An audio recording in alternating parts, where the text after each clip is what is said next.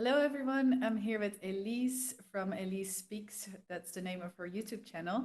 And today we're going to be talking about her language approach. And I'm really interested in knowing how she tends to learn languages, especially because lately I've seen some things coming by on Instagram and on YouTube. So, hello, Elysse, how are you?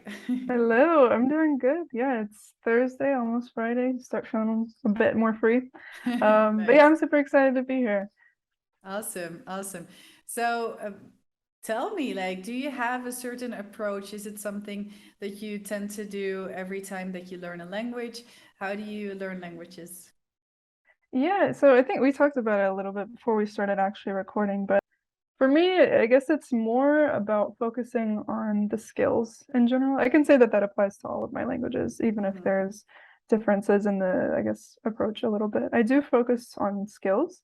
So Hmm. like for French, I know that I'm pretty strong in like listening and reading, but sometimes my speaking and writing can be a bit iffy. Hmm. Um, Whereas with Portuguese, it's the kind of the same thing. Spanish, I'm really good at everything.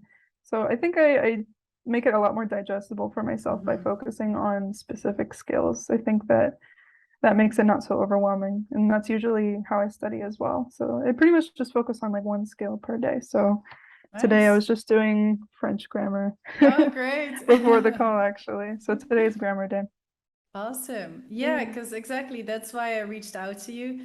I've obviously seen a lot of different methods coming by, but I don't often hear one which someone focuses on a specific thing per day. I've heard it from multiple languages where people say, okay, Mondays are my French day and Tuesdays it's German or whatever, but I Yeah, that's haven't so heard it's too this. chaotic So, for me. I don't know. mhm, mhm, I maybe I've tried a lot of things in the I guess four what am I saying? No, maybe like 8 years that I've been learning languages, mhm, and I've been through a lot of different methods and like mixtures. And I think that like for me, there's no way that I can ever switch languages that I'm studying per day. Like at the minimum, it would have to be a week, but really at this point in time, I plan my studies out by month. So like for this month of October, I'm just focusing on French and Turkish, and I have kind of like a side mystery language that I'm kind of dabbling in. So I don't know. I think awesome. it makes it a lot, it makes it feel not so chaotic because I just don't want to mix them up too much, you know? Hmm. So when you say that you're focusing on a specific skill per day, but you also mentioned you're learning two languages, are you doing the same thing? So, for example, if Thursday is grammar day, then you do that for both Turkish and French? So yeah, like for example, what I have going now is for the first 3 days of the week, those are French days, and I do the regular kind of skill separations. But Turkish, I'm really still a beginner in between like A1 and A2. Hmm. So I think I don't know if I do that every time. More times than not, like more often than not, it ends up kind of being a bit of a mixture. But I think I start doing that a bit more when I get a better grip of the language and I kind of can sense what Mm. skills are, better than others. Because when you're a beginner, it's really like you kind of suck at everything for a while. So it's like you have to, Exactly. for me, I have to get a bit more progress before I really have a better understanding of what I Hmm. need to improve, like what I should do more of. Because Hmm. after doing that with German, for example, for so long, I know that I need to pull back on grammar study and really just focus on speaking and getting conversational phrases, speaking more naturally. And so now I'm a bit more focused on that because I've been with it for so long and I can tell. Awesome. Then you separated by grammar, speaking, right? What other Yeah, skills? there's like it's funny because I kind of, I think people group speaking and pronunciation together, but I Mhm. don't. I think pronunciation is a separate skill. Wow. Hmm. Speaking slash conversation, I guess. Grammar, reading, listening, probably some other vocabulary. Those are kind of like my main six. So really, I guess they Nice. could be five if you count speaking and pronunciation as the same Hmm. thing. But Hmm. um, yeah, with pronunciation days, I'm really just kind of like doing a lot of shadowing, which is just like speaking after people and imitating them. I go on Forvo a lot. Do you know what Hmm. Forvo is? Yeah. I think I do. Yeah, yeah. It's that website where you have the pronunciation of Yeah, like just tons of pronounced by audio natives. clips. Yeah, yeah, yeah. Yeah, so I use that, and it's a bit, I guess, more specific. It's not really like Hmm. me trying to converse or hold ideas in my speaking. That's kind of Hmm. how I separate Hmm. them. It's just how you speak, right? So yeah, six Nice. or so. It sounds like a lot of fun because when it comes to, for It is. example, grammar or pronunciation, very often we have a negative feeling towards it because we think we're not so good at it. Like most of the people Mhm. think that they're not good at pronunciation. Most of the people that think that grammar is too difficult for them. But when you just have to focus on it once a week, it actually becomes fun. Like, oh, today's pronunciation day. I'm going to listen Yeah, to yeah, yeah. audios and repeat it and try to sound native.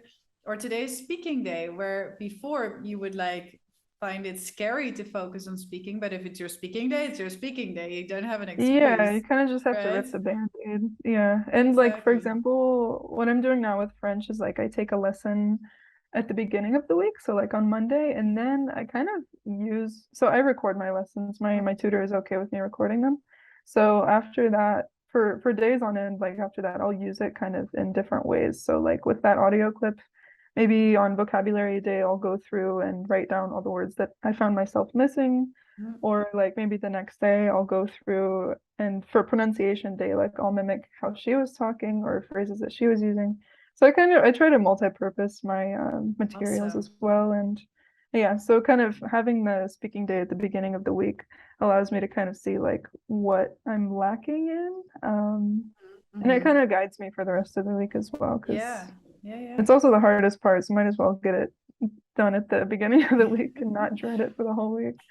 I mean, I could imagine that that's useful for any type of thing you do at the beginning of the week. So, for example, if you read a book at the beginning of the week, or if you watch a video at the beginning of the week, then that's the input that you need. A class is also the Yeah. input that you need. But then it becomes so much more digestible, as you said, because what if, for example, you choose a video of like, I don't know, 20 minutes or 10 minutes, doesn't matter.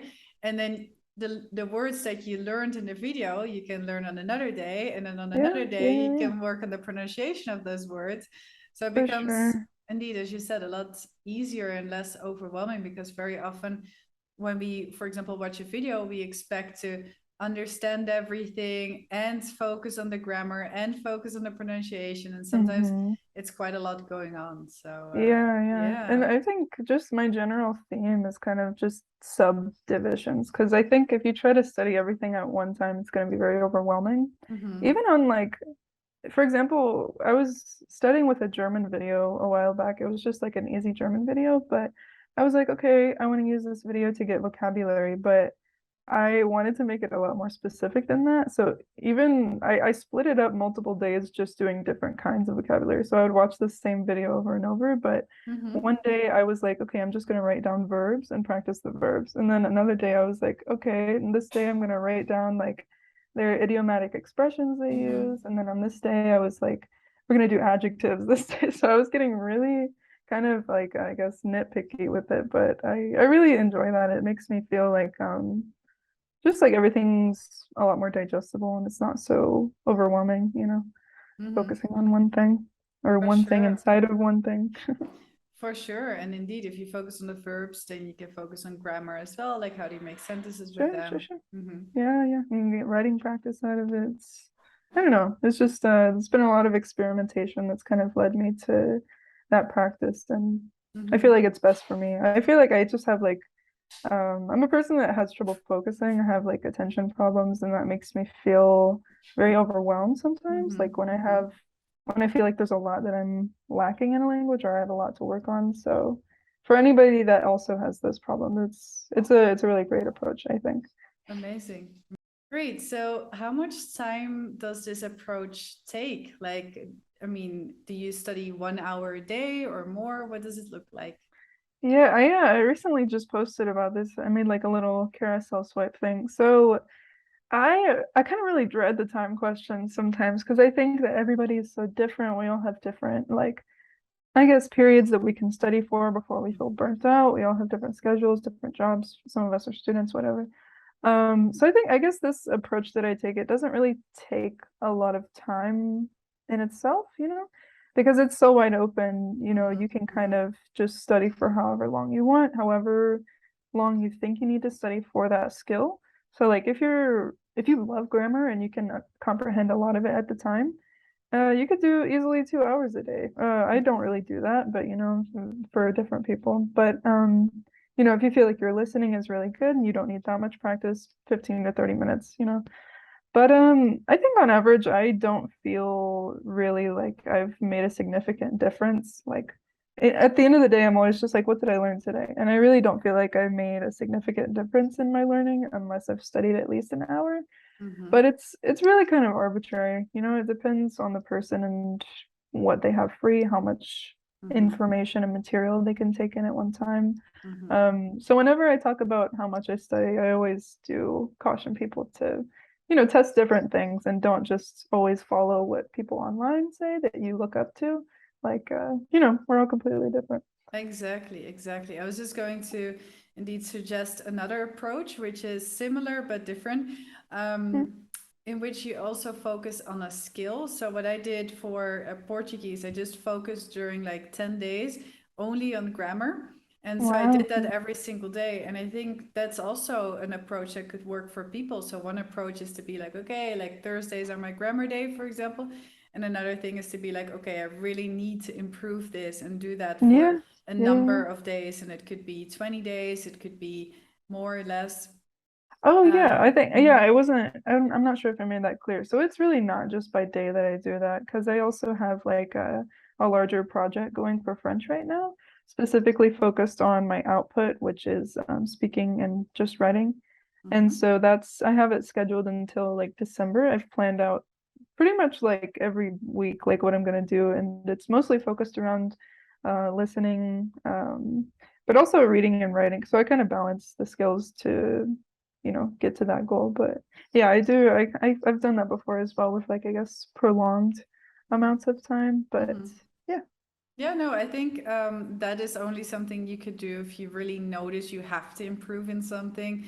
Like, for example, if you yeah, notice you have to improve on pronunciation and you really like get annoyed by it, then sit down and like plan out the next, I don't know, 10 or 20 days.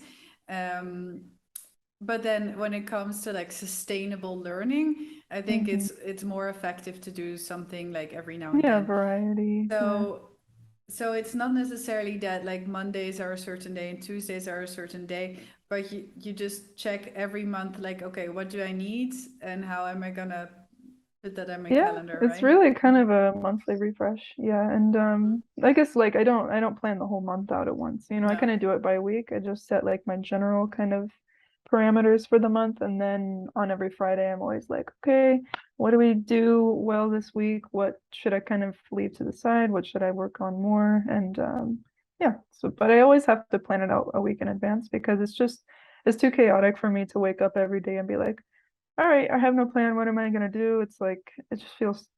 I felt like I didn't make any progress when I No. was like that, and I was like that when I was in university. Mm-hmm. I'll say really quickly, I had a friend of mine, Abigail. She kind of has done a series on YouTube where she takes other people's language learning ideas, does like an interview with them, and then studies like that for a week with their method. And it was really funny. It was kind of a wake up call when she did mine. And the first day, she just didn't do anything because I was like really having an emphasis on being chill and like Mm-hmm. kind of just feeling it out. But I hate doing that now. So Yeah, I've kind of changed it a lot in the past half exactly. year or so. Mm-hmm. Mm-hmm.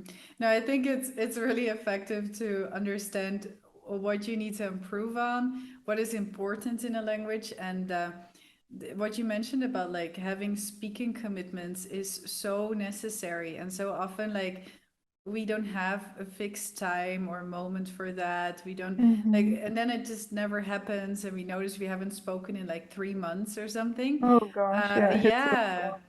Yeah, yeah, exactly. So like knowing that that's important, and the same with grammar and the same with vocabulary. If we want to improve, we need to do something on that. And so often yeah. we focus only on one thing. For example, we discover a podcast, listen to it every single day, and then at some point you realize, oh hey, I actually I don't speak haven't so been well. doing anything. Yeah, and that's the thing. Yeah, I yeah. recommend listening to people, but if you don't speak along with it, like it's kind of a waste of listening. I feel like it can be Mhm, so beneficial to you if you find outlets to speak. Um, but yeah, mhm, I mean, talking about I did want to mention that like something I do as well, I try not to just be in the moment. I always am like looking ahead to what I have to do the next month as well. Because like you just said like 3 months go by and you realize you haven't mhm, spoken at all, or you don't speak that well mhm. anymore. I'm noticing that with German because I did a Instagram live on German the other day and I was just so lost. I was like, whoa. And Oh. so now I'm thinking for the next month I need to maybe pair German and Turkish. I don't Mhm. want to let Turkish go. I think I'll keep that one consistently for a while because I'm still such a beginner. But yeah, with my higher level languages, I can kind of switch them out. So I think Definitely. German Mhm. next month will have its turn. But yeah, always thinking ahead as well. Nice, nice. Mm. No, I was going to ask that, like, how do you do that with multiple languages? And now you basically mention it, like, don't focus on too many, because in the end you're not focusing, right? Yeah. Yeah. I've never And done more than three in 1 month. Yeah, going back to the mhm, monthly thing, it's mhm, really, yeah, I think just by three, it starts to feel a bit chaotic. mhm, Especially another thing I recommend, like never mix languages that are really similar. Try to balance it with languages that you have different levels in, so you're not mhm, going through the same thing in all of mhm, them at the same mhm, time. Also, like languages that might occupy different circles of your life. So, like if you study Spanish at university, that's a really different experience than self-studying German. mhm, So it's mhm. like if they occupy different circles of your life, that's also those are great to mix because you're not doing the same things in them. Um, Exactly. yeah, Mhm. just kind of general tips I give on that. Yeah, no, for sure, for sure. Um, I actually really like combining like a higher level language with a lower level, because lower level Mhm. is just all about curiosity and Yeah, being lost. It's about being lost and actually having fun, not knowing what's going on, right? exactly, because you Uh, still have an excuse. yeah, exactly. You're like, Yeah. okay, don't know what's going on, but it's fun and you Yeah, they learn have an about the interesting culture. dynamic. Yeah. Mm-hmm. Because like I think in your higher level language, it's like I'm so knowledgeable, I've come so far, Mm-hmm. and you feel really wise, and then you might be able to bring that wisdom into your lower level language. But then your lower level language just kind of reminds you how to have fun, to be Mm-hmm. curious, like you said, and then that kind of refreshes maybe if you've gotten kind of used to the same old things in your higher level languages, they can kind of inspire each other like that. For sure, for sure. Mm. Yeah. So would you say that to summarize your learning approach, it really is about basically taking these big goals, making them smaller, and focusing on your skills, so you know exactly what you need to do, and you're improving because you're focusing on multiple things, but one thing at a time, right? Yeah, I Do, basically yeah. just chop everything up. Like my goals, I chop them up. I have long-term goals, but I also Mm-hmm. have short-term goals.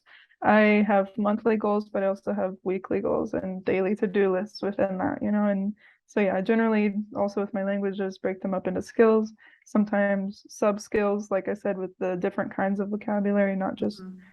vocab in general. So really, I mean, I feel like that's what has worked for me and doesn't make it feel so intimidating in the long run.